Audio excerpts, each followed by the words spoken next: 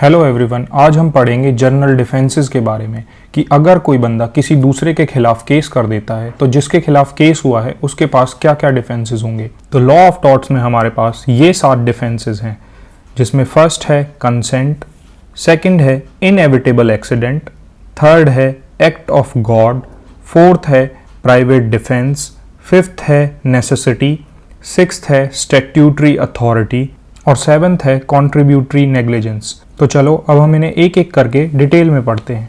The first one is consent, कि अगर किसी पर्सन ने किसी एक्ट को करने की कंसेंट दी है और उस एक्ट को करते टाइम उसे कोई हार्म या लॉस होता है तो वो उसके अगेंस्ट कोई केस नहीं कर सकता। इसका बेस्ट एग्जांपल है एक स्पोर्टिंग इवेंट। सपोज एक पर्सन एक फुटबॉल मैच देखने जाता है और उस मैच के दौरान वो फुटबॉल आके उसे लग जाती है, या फिर जैसे आप अभी अपनी स्क्रीन पे देख पा रहे हैं, ये लोग रिपोर्टिंग कर रहे हैं और रिपोर्टिंग करते टाइम फुटबॉल आके इन्हें हिट कर देती है, तो इस केस में ये केस नहीं कर सकते डैमेजेस के लिए। क्यों? क्योंकि यहाँ पे एक इनहेरेंट रिस्क इन्वॉल्व है कि अगर आप गेम देखने गए हो तो बॉल आके आपको लग सकती है। सिमिलरली इसका सेकेंड एग्जाम्पल है मेडिकल ऑपरेशंस का, जिसमें पेशेंट को पहले ही बताया जाता है कि सर्जिकल प्रोसेस के दौरान क्या क्या कॉम्प्लिकेशंस हो सकती हैं और क्या क्या रिस्क इन्वॉल्व हैं, और अगर वो उसके बाद भी सर्जिकल ऑपरेशन के लिए कंसेंट देता है और डॉक्टर पूरी ड्यू केयर के साथ ऑपरेशन करता है लेकिन वो ऑपरेशन सक्सेसफुल नहीं होता, तो बाद में पेशेंट या पेशेंट की फैमिली कोई डैमेजेस क्लेम नहीं कर सकते। इस डिफेंस का एक फेमस लैटिन मैक्सिम है वॉलंटरी नॉन फिट इंजूरिया, जिसका एग्जैक्ट मीनिंग है to a willing person no harm is done. इसके कुछ की एलिमेंट और इम्पॉर्टेंट पॉइंट्स भी हम समझ लेते हैं, जैसे कि फर्स्ट है कि जो पर्सन अपनी कंसेंट दे रहा है उसे जो रिस्क इन्वॉल्व है उसकी पूरी नॉलेज होनी चाहिए। जैसे कि अभी हमने मेडिकल ऑपरेशन के एग्जाम्पल में डिस्कस किया था कि पेशेंट को डॉक्टर ने ऑपरेशन से पहले ही क्या क्या कॉम्प्लिकेशन हो सकती हैं और क्या क्या रिस्क इन्वॉल्व है वो अच्छे से समझा दिया था। इसका सेकेंड की एलिमेंट है वॉलंटरी एक्सेप्टेंस, मीन्स कि कोई भी अपनी कंसेंट जो दे रहा है वो वॉलंटरी होनी चाहिए, ना कि किसी फोर्स, कोअर्जन या फ्रॉड के चलते वो कंसेंट ली गई हो। इस डिफेंस का थर्ड की एलिमेंट है कैपेसिटी, उस पर्सन की जो कंसेंट दे रहा है। कोई भी पर्सन जो अपनी कंसेंट देता है वो एक साउंड माइंड होना चाहिए और मेजर होना चाहिए, बिकॉज लॉ का एक जनरल प्रिंसिपल है कि किसी भी इनसेन पर्सन, अनसाउंड माइंड के पर्सन और माइनर की कंसेंट को कंसेंट नहीं माना जाएगा। अब ये जरूरी नहीं है कि जो कंसेंट दी गई है वो हमेशा एक्सप्रेसली दी जाए, मीन्स कि हर बार वर्बली ये कह के कंसेंट दी जाए कि I am consenting to this particular act. कई ऐसी सिचुएशन या ऐसे केसेस भी होते हैं जहाँ पे कंसेंट इम्प्लाइड होती है। फॉर एग्जाम्पल, जब एक प्लेयर किसी स्पोर्ट्स में पार्टिसिपेट करता है तो उस पार्टिसिपेशन में ही एक इम्प्लाइड कंसेंट छुपी होती है towards the risk of injury while playing the game. तो अब हम ये भी देख लेते हैं कि जो ये डिफेंस है वॉलंटरी नॉन फिट इंजूरिया का, ये किस किस सिचुएशन में अप्लाई नहीं होगा। तो अगर कोई कंसेंट फ्रॉड, कोअर्जन या मिस रिप्रेजेंटेशन के थ्रू ली गई है तो उस केस में ये डिफेंस अप्लाई नहीं होगा। सिमिलरली अगर वो पर्सन जो ये डिफेंस लेना चाहता है वो खुद कोई इलीगल एक्ट करता है या कोई ऐसा एक्ट करता है जो पब्लिक पॉलिसी के अगेंस्ट है तो भी वो ये डिफेंस नहीं ले सकता।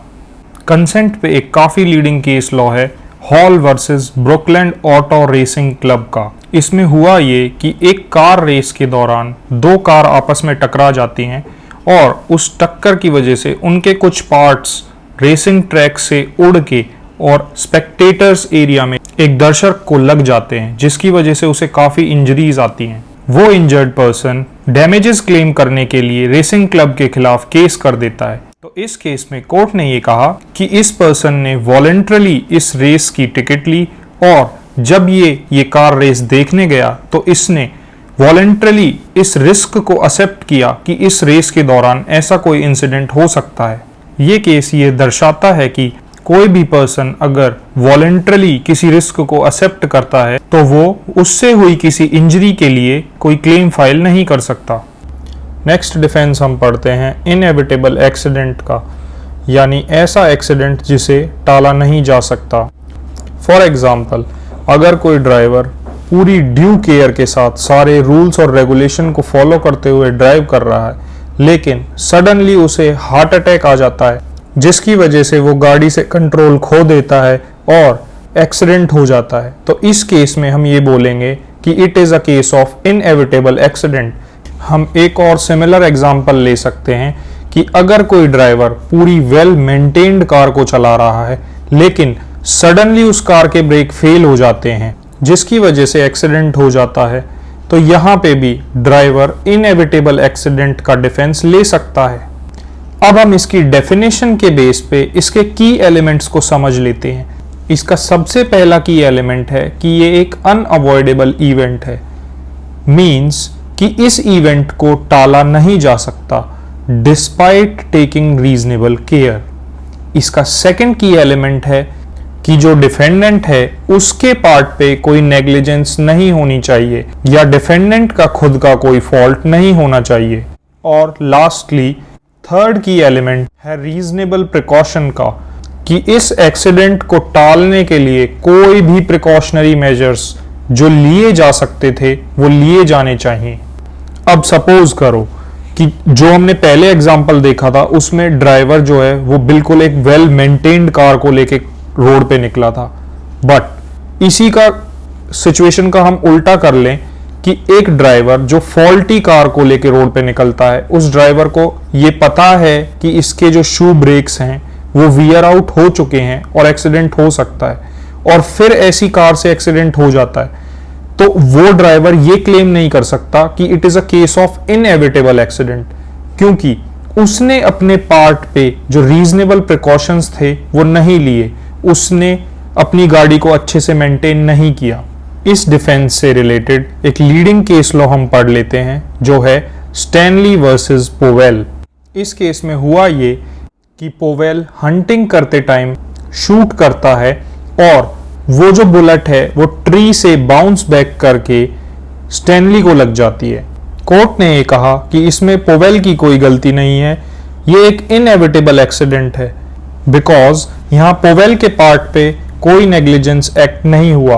गोली का पेड़ से टकरा के वापस आना कंप्लीटली अनफोर्सिएबल था और ना ही वो चीज टाली जा सकती थी।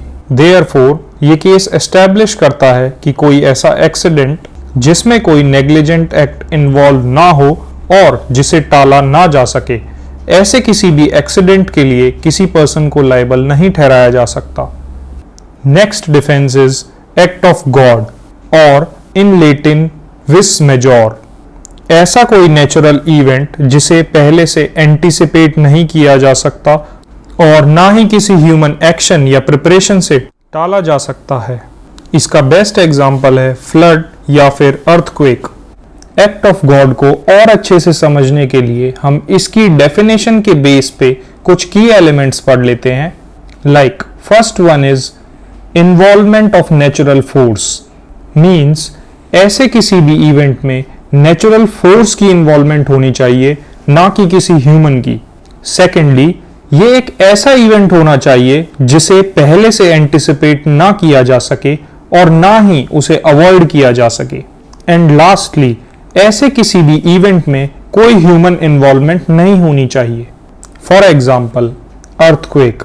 अर्थक्वेक एक नेचुरल फोर्स की वजह से आता है जिसे ना तो पहले से एंटिसिपेट किया जा सकता है, ना ही उसे अवॉइड किया जा सकता है, और ना ही उसमें किसी ह्यूमन फोर्स की इन्वॉल्वमेंट होती है।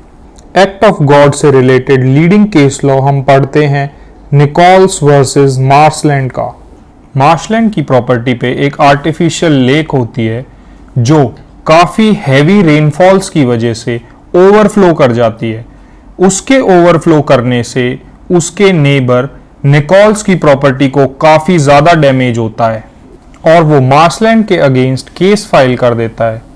कोर्ट ने ये कहा उसके डैमेजेस के लिए मार्शलैंड लायबल नहीं है, क्योंकि जो वाटर का ओवरफ्लो हुआ है वो एक्स्ट्रा ऑर्डिनरी रेनफॉल के कारण हुआ है, जिसे ना तो पहले से एंटिसिपेट किया जा सकता था और ना ही किसी ह्यूमन फैक्टर से कंट्रोल किया जा सकता था।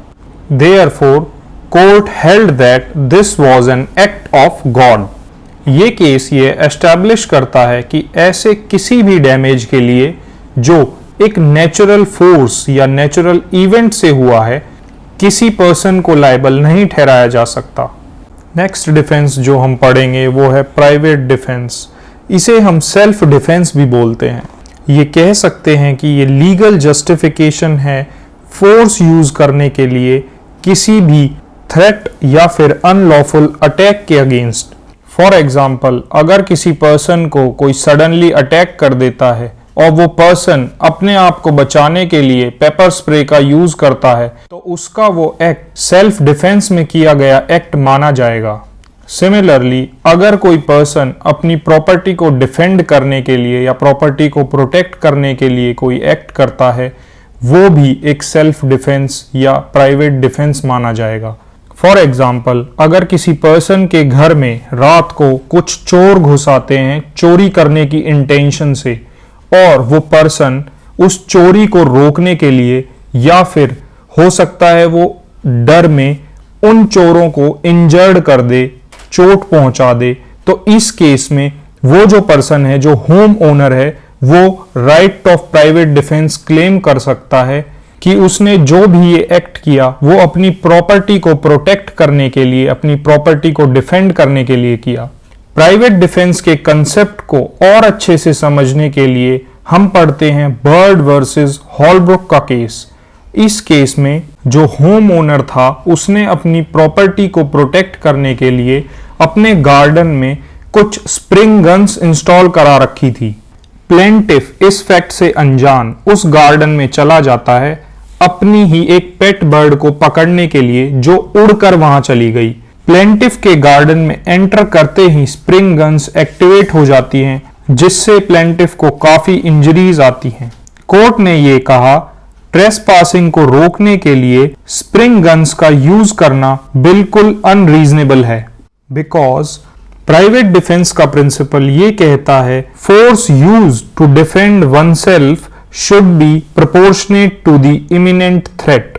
मीन्स कोई भी पर्सन एक्सेसिव फोर्स यूज करके प्राइवेट डिफेंस का डिफेंस नहीं ले सकता। साथ ही साथ कोर्ट ने यह भी कहा कि जो ओनर है उसने अपने गार्डन के बाहर कोई वार्निंग साइन भी नहीं लगाया, ये शो करने के लिए कि उसने स्प्रिंग गन्स इंस्टॉल की हैं। देयरफॉर ये केस एस्टैब्लिश करता है प्राइवेट डिफेंस में यूज किया गया फोर्स हमेशा रीजनेबल और थ्रेट के प्रोपोर्शनेट होना चाहिए। अब हम नेक्स्ट डिफेंस पढ़ेंगे नेसेसिटी का। नेसेसिटी एक लीगल डिफेंस है ऐसे कंडक्ट को जस्टिफाई करने के लिए जो नॉर्मली एक टॉर्ट माना जाता है, प्रोवाइडेड वो जो एक्ट किया गया है वो किसी ग्रेटर हार्म या डैमेज को प्रिवेंट करने के लिए किया गया है। फॉर एग्जाम्पल, अगर हम एक सिनेरियो लें कि किसी नेचुरल डिजास्टर के टाइम पे कोई पर्सन किसी दूसरे गंभीर रूप से पीड़ित पर्सन को बचाने के लिए किसी फार्मेसी का शटर तोड़ के उससे नेसेसरी आइटम्स और दवाइयां निकाल लेता है, तो उसका वो एक्ट जस्टिफाई किया जा सकता है under the doctrine of necessity, because अगर वो ऐसा नहीं करता तो शायद वो पीड़ित व्यक्ति मर जाता। सिमिलरली हम एक और एग्जाम्पल ले सकते हैं पब्लिक सेफ्टी का। ऐसा सिनेरियो जहां किसी शहर में एक फायर आउटब्रेक हुआ हो, उस आग को पूरे शहर में फैलने से रोकने के लिए अगर कोई फायरमैन एक घर गिरा देता है तो उसके इस एक्ट को भी डॉक्ट्रिन ऑफ नेसेसिटी से जस्टिफाई किया जा सकता है कि अगर वो ऐसा नहीं करता तो वो आग कंटिन्यूअसली शहर में फैलती रहती। वैसे तो दोनों ही एग्जाम्पल्स में किए गए एक्ट अपने आप में टॉर्शियस एक्ट हैं, लेकिन डॉक्ट्रिन ऑफ नेसेसिटी उन्हें जस्टिफाई करता है। इसी कंसेप्ट को और अच्छे से समझने के लिए इसके की एलिमेंट्स को समझना जरूरी है। सबसे पहला की एलिमेंट है इमिनेंट हार्म। मीन्स कि जिस हार्म को प्रिवेंट करने की हम बात कर रहे हैं वो इमीडिएट इन नेचर हो, यानी कि अगर उस हार्म को प्रिवेंट करने के लिए इमीडिएट एक्शन नहीं लिया गया तो उस हार्म से बचा नहीं जा सकता। सेकंड की एलिमेंट है ग्रेटर गुड। मीन्स टॉर्शियस एक्ट से जो डैमेज हुआ वो नेसेसरी था उससे कहीं ज्यादा बड़े डैमेज को प्रिवेंट करने के लिए। और थर्ड की एलिमेंट है नो रीजनेबल अल्टरनेटिव। मीन्स जो एक्ट किया गया उसके अलावा और कोई अल्टरनेटिव था ही नहीं और कुछ किया ही नहीं जा सकता था। इससे रिलेटेड केस हम पढ़ते हैं कोप वर्सेस शार्प का। एक बड़े फायर आउटब्रेक को रोकने के लिए डिफेंडेंट क्या करता है, वो प्लेंटिफ के लैंड पे पहले ही आग लगा देता है कि जो पीछे से आग लगी हुई आ रही है वो वहां तक पहुंचेगी तो एक डेड जोन मिलेगा उसे, ताकि एक ब्रेक क्रिएट किया जा सके और उस फायर को आगे फैलने से रोका जा सके। कोर्ट ने ये कहा कि डिफेंडेंट का जो एक्शन है वो जस्टिफाइड है by the doctrine of necessity, कि अगर डिफेंडेंट ऐसा नहीं करता तो वो फायर एक बहुत बड़े लेवल पे फैल सकती थी। ये केस यह दर्शाता है कि डॉक्ट्रिन ऑफ नेसेसिटी उन एक्शंस को भी जस्टिफाई कर सकता है जो अपने आप में टॉर्शियस एक्शंस हैं। नेक्स्ट डिफेंस हम पढ़ेंगे स्टैट्यूटरी अथॉरिटी, मींस जहां लॉ खुद परमिट करता है कुछ सर्टेन एक्ट्स को, और इन अनदर वर्ड्स जहां कोई स्टैट्यूटरी अथॉरिटी खुद से ऑथराइज करती है कुछ पर्टिकुलर एक्शंस को। फॉर एग्जाम्पल, अगर कोई कंस्ट्रक्शन कंपनी किसी इल्लीगल या अनऑथराइज्ड बिल्डिंग को किसी स्टैट्यूट, लॉ या कोर्ट के ऑर्डर पे डिमोलिश करती है तो बेशक उस डिमोलिशन से आसपास के लोगों को इनकन्वीनियंस होगी, बट बिल्डर के उस एक्शन को ना तो न्यूसेंस और ना एक टॉर्शियस एक्ट माना जाएगा। इस कंसेप्ट को और क्लैरिटी से समझने के लिए हम पढ़ते हैं वॉन वर्सेस टॉफ वेल रेलवे का केस। जो रेलवे कंपनी थी वो ऐसी ट्रेन्स यूज कर रही थी जिनमें से बहुत ज्यादा स्पार्क एमिशन होता था, जिस स्पार्क एमिशन की वजह से प्लेंटिफ के खेतों में आग लग गई और उसके क्रॉप्स जल गए। कोर्ट ने ये कहा प्लेंटिफ के इस डैमेज के लिए रेलवे कंपनी लायबल नहीं है, क्योंकि रेलवे कंपनी स्टैट्यूटरी अथॉरिटी के अंदर ऑपरेट कर रही है और वही स्टैट्यूट रेलवे कंपनी को ऑथराइज करता है ट्रेन्स रन करने के लिए, और ट्रेन की फंक्शनिंग में ऐसे इंसिडेंट्स होने के रिस्क तो इन्वॉल्व होते ही हैं। देयरफॉर ये केस ये एस्टैब्लिश करता है कि स्टैट्यूटरी अथॉरिटी अपने आप में ही डिफेंस है उन एक्ट के अगेंस्ट या उन लाइबिलिटीज के अगेंस्ट जो उस स्टैट्यूट के स्कोप या एम्बिट के अंदर किए गए हों। इन सिंपल वर्ड्स हम ये कह सकते हैं कि किसी भी स्टैट्यूट की लिमिट्स में या किसी भी स्टैट्यूट की ऑथराइजेशन के अंदर रह के जो भी काम किए गए हैं वो टॉर्शियस लाइबिलिटी को अट्रैक्ट नहीं करेंगे। नेक्स्ट एंड लास्ट डिफेंस हम पढ़ते हैं कॉन्ट्रीब्यूटरी नेग्लिजेंस, मींस जहां डिफेंडेंट के साथ साथ प्लेंटिफ की खुद की भी कुछ गलती हो, प्लेंटिफ अपने पार्ट पे भी कहीं ना कहीं नेग्लिजेंट हो जिसकी वजह से उसे हार्म हो। For example traffic accidents, generally लोग क्या करते हैं कि ओवर ब्रिजेस या अंडर ब्रिज का इस्तेमाल ना करके रनिंग हाईवेज को कहीं से भी क्रॉस करने की कोशिश करते हैं, जो ना सिर्फ रिस्की है बल्कि उनकी नेग्लिजेंस भी शो करता है, जो नेग्लिजेंस कहीं ना कहीं कंट्रीब्यूट करती है ट्रैफिक एक्सीडेंट्स में। इस एग्जाम्पल और डेफिनेशन के बेस पे हम ये कह सकते हैं कि इसके की एलिमेंट्स हैं, सबसे पहला प्लेंटिफ की खुद की नेग्लिजेंस, दूसरा उसकी खुद की नेग्लिजेंस की वजह से उसे जो हार्म हुआ है उस हार्म में उसका कंट्रीब्यूशन, और तीसरा इन दोनों के बीच का कनेक्शन, यानी कि प्लेंटिफ की नेग्लिजेंस की वजह से उसे जो हार्म हुआ है इसका कनेक्शन। कॉन्ट्रीब्यूटरी नेग्लिजेंस का कंसेप्ट और अच्छे से समझने के लिए हम एक लीडिंग केस पढ़ते हैं बटरफील्ड वर्सेस फॉरेस्टर का। अर्ली मॉर्निंग प्लेंटिफ अपने हॉर्स पे काफी तेजी से जा रहा था और सडनली उसका हॉर्स रोड पे पड़े एक पोल से टकरा जाता है, जिसकी वजह से प्लेंटिफ को काफी चोट लगती है और वो डिफेंडेंट के खिलाफ केस कर देता है नेग्लिजेंस का कि उसने वो पोल नेग्लिजेंटली रोड के बीच में छोड़ दिया। कोर्ट ने कॉन्ट्रीब्यूटरी नेग्लिजेंस का प्रिंसिपल अप्लाई करते हुए ये कहा कि प्लेंटिफ को कोई भी डैमेजेस नहीं दिए जाएंगे, क्योंकि वो अपने पार्ट पे बहुत केयरलेसली और स्पीड में हॉर्स राइड कर रहा था। ये केस ये एस्टैब्लिश करता है कि कोई भी पर्सन जो अपने पार्ट पे रीजनेबल और ड्यू केयर एक्सरसाइज नहीं करता उसे डैमेजेस क्लेम करने का कोई अधिकार नहीं है। So to conclude our this lecture, हम ये कह सकते हैं कि जनरल डिफेंसेस पढ़ना लॉ ऑफ टॉर्ट का एक बहुत क्रूशियल पार्ट है, क्योंकि इससे हमें ये समझ आता है कि किस सिचुएशन में एक पर्सन अपने एक्शंस की लाइबिलिटी से बच सकता है, चाहे उसके एक्शंस की वजह से कोई हार्म हुआ हो। और इन सभी डिफेंसेस को पढ़ने से हमें ये समझ में आया कि किन किन सिचुएशंस में एक पर्सन या एक इंडिविजुअल को अकाउंटेबल ठहराया जा सकता है उसके एक्शंस के लिए, और कौन सी ऐसी सिचुएशंस होंगी जिसमें उसके एक्शंस को जस्टिफाई किया जा सकता है through legitimate reasons. So this was it for this lecture. अगर आप लॉ ऑफ टॉट्स के डिटेल्ड नोट्स डाउनलोड करना चाहते हैं तो आप परचेज कर सकते हैं डिस्क्रिप्शन में दिए गए लिंक से। Thank you and God bless you all.